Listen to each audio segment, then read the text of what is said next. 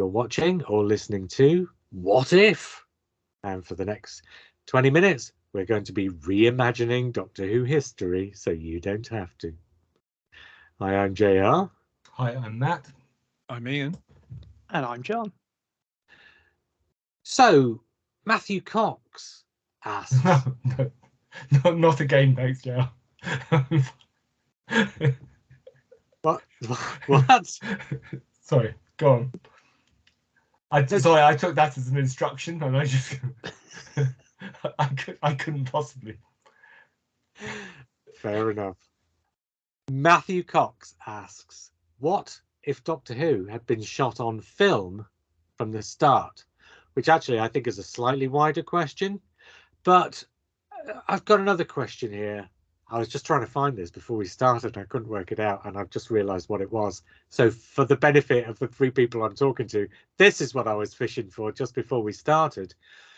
John Arnold asks, Never heard of him. Yeah. What if Doctor Who was an ITV series? And you see, I think what if Doctor Who was an ITV series and what if Doctor Who had been shot on film from the start are basically variations on the same question. In other words, I think the question is, what if Doctor Who hadn't been a cheap, mostly VT thing that the BBC was doing for sort of Saturday tea times in a sort of light entertainment slot, basically aimed at sort of children between the ages of like 8 and 12 or whatever. In fact, we recently discovered evidence the other day actually of the BBC back in 1963 putting out an actually specific age group for the Doctor Who target audience of 8 to 11, I think it was, which then they sort of reimagined as, quote, a family audience, unquote, by the time An Unearthly Child came to broadcast. But we found evidence that they'd actually sent out sort of literature to newspapers and stuff saying that Doctor Who was aimed at 8 to 11-year-olds. But anyway, yes, if you take away the sort of 8 to 11-year-old thing, you take away the sort of light entertainment thing, the cheap sort of Saturday night VT thing, let's imagine that Doctor Who was a 60-minute, or in other words, 45 plus adverts, 8 p.m, prime time, highbrow, ITV, all on film series. I think that's the question. What we're asking really is, what does Doctor Who look like? And so what does it look like when it starts with William Hartnell and it doesn't know what it is? And does it morph into the thing that we've come to know and love? Or is it a slightly different thing from that? Does it become a slightly different thing from that? I wonder if Doctor Who had been a slightly sort of, for want of a better word, classier series from the start, instead of ditching the historicals and going straight into the sort of futuristic stories for the sort of Patrick Troughton run. I wonder actually if it might not have become something a bit more like Crime Traveller and sort of kept with the history, but sort of sci-fi'd up the history along the lines of Time Meddler a bit more. I don't know, thoughts? John, that was partly your question, so you must have thoughts. Although you asked it a long time ago. I did ask it a long time dredge ago. up memories here, yeah. I if we're talking that 8 o'clock series, you know, the closest parallel we've got on that is the Avengers. And the Avengers is a very, very different story to what you know, in that first season or two and across the category. Actually, it's very, very different to what we become used to with Dinah Rigg and Linda Thorson. It's not quite got that bizarre episode. I think Doctor Who would have started out a lot kind of straighter, a lot more. You know, we're talking. It's almost like, what if it was an ITC series with Lou Grade? So potentially, yeah. So I think it would have gone way down the more popular. I don't think we'd have seen so many historicals there at all. It would have gone, you know, almost straight for the jugular. You know, you get your Daleks, you go to Mariners, you go the Centaurites, you go for the aliens, the interesting stuff, the stuff that might grab a viewer, rather than the educational aspect. Having said that, though, the shot on film thing, I think, sort of slightly mitigates against that, possibly, because shooting on film, the budgets they had at the start, I don't know, I'm assuming, yes, Probably it would have been a bigger budget, I guess. Yeah, I think the historicals would have been a budgetary thing, if anything. Would it have started with Planet of Giants? And would it have started being made in colour with an eye to the American audience? You'd also assume, so Doctor Who's initially intended to be made basically effectively throughout the year in small weekly chunks. Presumably doing it on film, they wouldn't make 40 odd episodes on film. They'd basically do 20 something. Yeah, An Unearthly Child, The Daleks, and one other short one, and that would be it. It also wouldn't be presumably in 22-minute chunks each week on film. They would have made it with the American audience as well in mind, so it would have been 50-minute episodes, so probably individual stories as well. So suddenly, and you couldn't get 8 individual stories in that hopping set. So it, I don't know, it would have changed the format of Doctor Who. I think it would have lasted about 7 weeks and then been cancelled. Well, I think there would have been a lot more than 8. I think, like John says, I think there'd been about 20. That's what they were doing then. They were doing it for half a year, weren't they? Well, yeah, but Doctor Who really kicked off in popularity because of the Daleks, and I think my view is the Daleks were popular because it was 7 weeks, because of the cliffhangers and the claustrophobic nature of the studio recording. I think that actually added to the Daleks. I think you do that on film in one week, you'd basically blow your wad. Yeah, maybe you could have had a couple of 2-parters. But then the thing is, the Daleks kicked it off in popularity because it was showing at 5:30 in the evening. If it had been showing at 8 o'clock in the evening, it wouldn't have had to kick off in popularity because the entire country, 60 million people, are sitting down at 8 o'clock in the evening to watch 2 channels. So it would have started at 20 million and either gone up or down from there, not started at sort of 5 million and gone up or down from there. So I think the popularity just comes with the slot if it starts at 8 p.m. Possibly. Ian, any thoughts? Well, so I'll tell you where my sad excuse for a mind has gone, which is you don't have a sad excuse for a mind. You're very kind. You're not, Matt. What occurs to me is obviously you can get away with an awful lot of experimentalism in some sort of cheap VT 25-minute knockout for kids that you maybe wouldn't do if it was a more prestigious 25+ million viewer audience ITV drama. Do you see Land Giants? Do you see Lost in Space? I mean, but they're very US generic. shows. Yeah, they just repeat the same storylines again and again and again. So while I think that obviously we know Doctor Who is able to just keep going relentlessly on and on and on and on and on and on and on, I don't think we'd have got regeneration in an ITV producer's Doctor Who universe at 8 o'clock at night. I think you'd probably have had 4 or 5 actors doing it by this point, but they'd all still be playing the first Doctor. Yeah. And I think there would come a point where that would be so out of step with what the audience wanted to watch that even though it would be the same character, it would be such a different portrayal that would be interesting. It would probably have lasted about 5 or 6 years. Yeah, I was going to say 6, 7 gets the end of the 70s, 60s, and probably, yeah. I mean, that's what most. I mean, you've got things like The Prisoner, which was 1 year, and you've got things like The Avengers, which I think was 8 or 9.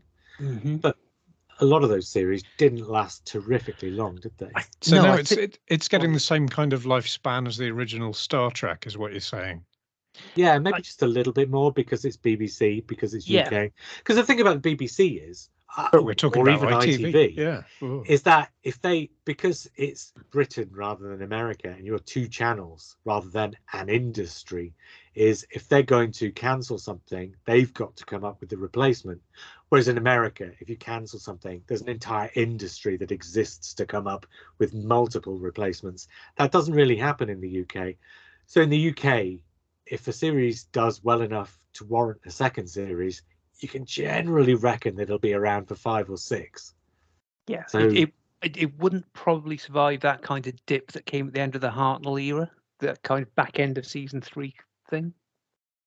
Maybe, is or it definitely the one. something that then that ITV would have returned to, and maybe brought back in the 80s or the noughties, or when do we think it would have had its second wind? Like Tomorrow People, yeah. That's 90s, isn't it? I think 90s. It usually say about 20 years on, so about 20 years on from when it finished. So when the kids who watched it first time go, I love that, let's try and make it again for a new generation. I think it starts with Planet of Giants.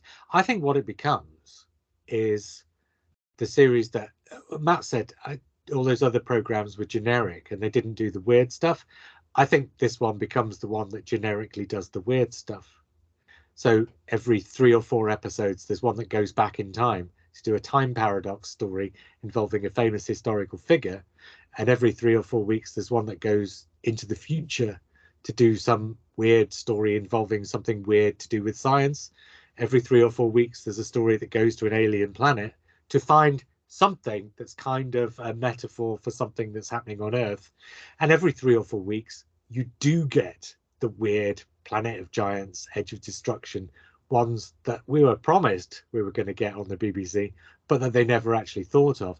And I think that's what becomes the genericness of it. You do get weird ideas. So something like the Mind Robber, the Celestial Toymaker, I think those become a very much regular part of the ongoing storytelling process.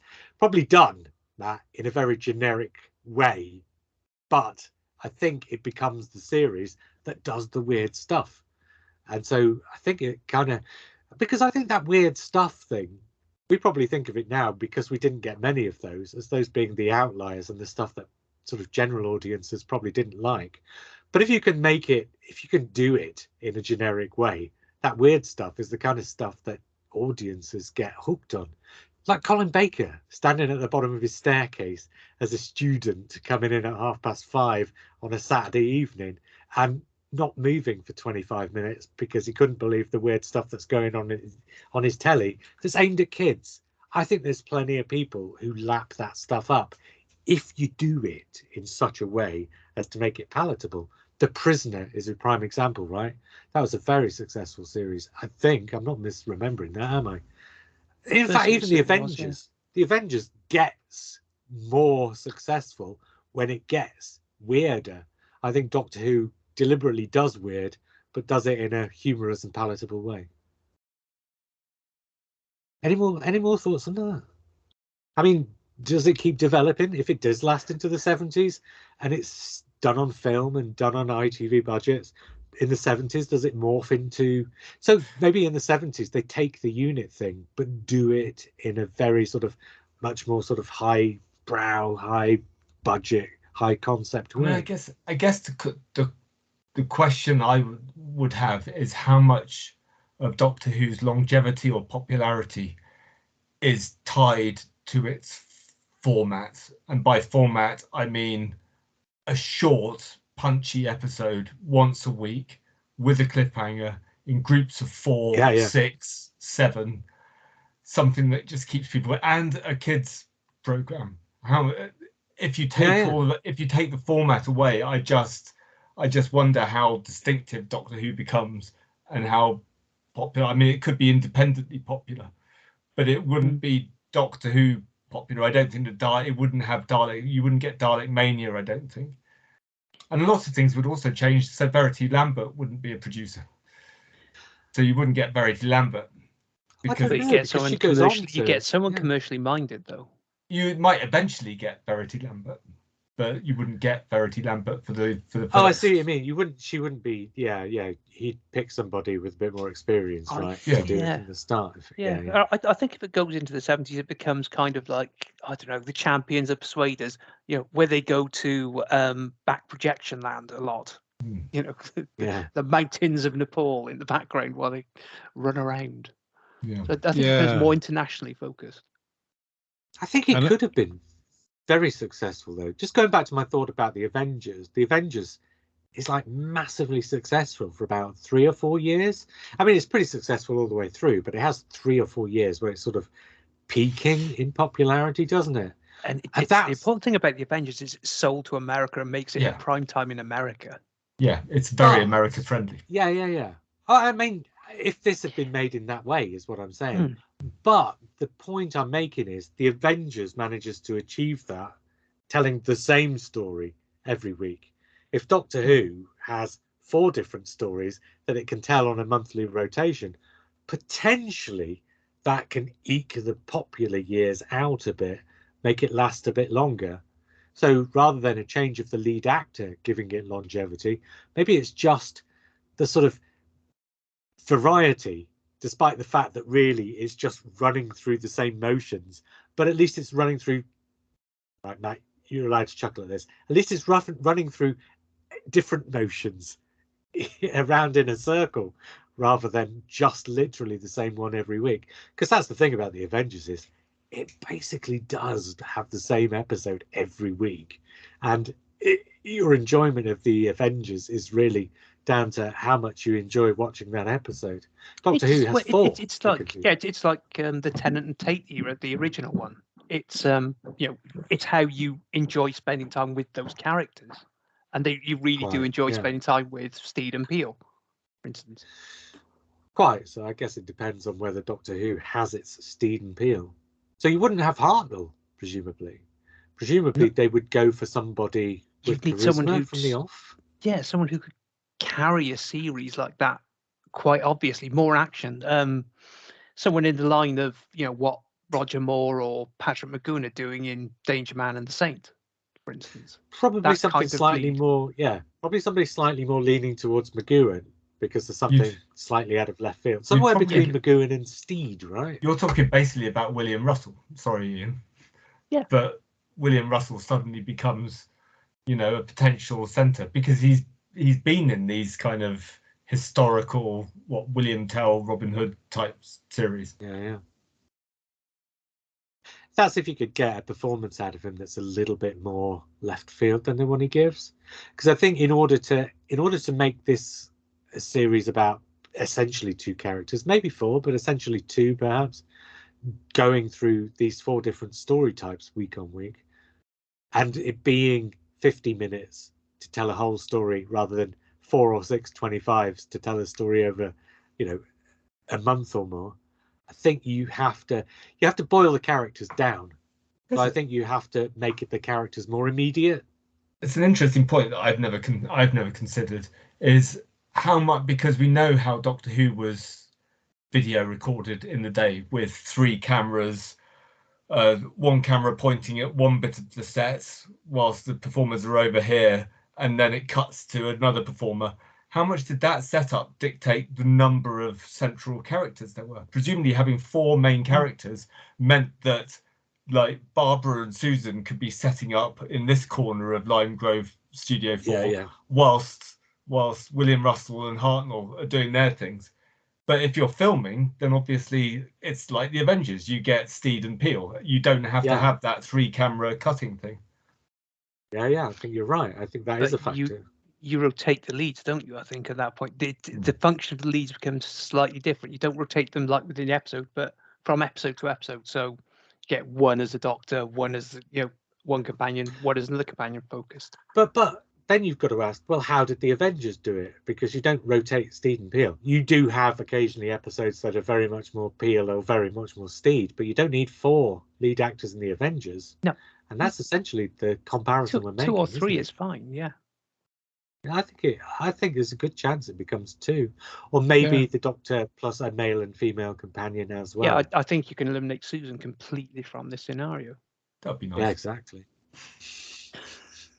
Yeah, but then, I sort of imagine we're talking about like a Mulder and Scully kind of relationship, fundamentally, rather than a huge age gap, it would be 2 broadly equals from different points of view. Someone who doesn't believe in aliens, someone who is an alien, Although ironically, filming would be much more of a kinder to William Hartnell. It would suit his basically declining health much more than the television work. But it would have been equally harsher on all the monsters and aliens. We wouldn't have got, because by the time you've got to make Cybermen that are going to look good on film, you're not going to bother, So but then there again, are the Avengers fewer monsters. The Avengers do that anyway, don't they? So Do there is a they? little Did they bit- do it well? I mean, Cybernauts. They were Yeah, they were yeah, all right, the but they Cybernauts. got away with like big trench coats and hats Yes. and Right. silvery faces. They were in so like it was- 3 episodes, so even in the Avengers, they had returning monsters. Yeah. Weirdly, okay. I think that was the only returning monster in the Avengers. is Yeah. it? Yeah. Yeah. But what I'm saying is, Yeah. it does happen. It has happened. Yeah. And I think if it's film, there's potentially a lot more outdoors from the start, because that's part of the thing with being Doctor Who being on video is you, as Matt sort of says, you kind of have to do it in the studio. That's the reason why it's on video, and that's the reason why it's working like that. If it's a film series, potentially you do a lot more outdoors, so you'd have a lot more quarries, but also forests doubling for alien planets, and quarries and forests doubling for the past, and quarries and forests doubling for the future. But I think it becomes, so the series that we kind of probably grew up with either in the 70s or the 80s, where a lot of the reason why we like Doctor Who is because of the places it visits, the sort of villages and the sort of alien planets and things like that. I think you get that from the start in the 60s, because that's kind of one thing that 60s didn't really do. That was sort of like an invention of the 70s with things like the unit era, where they had to get out of the city and go to places for stories like the Demons, or even the Mind of Evil is basically in a giant old castle in the countryside, isn't it, really? I think you get that from the start, big old castles in the countryside, kind of. Do you know, is there any more? Did I say I think it starts with Planet of Giants? I did, didn't Yes, I? twice. I think they stick to that rather than going to An Unearthly Child.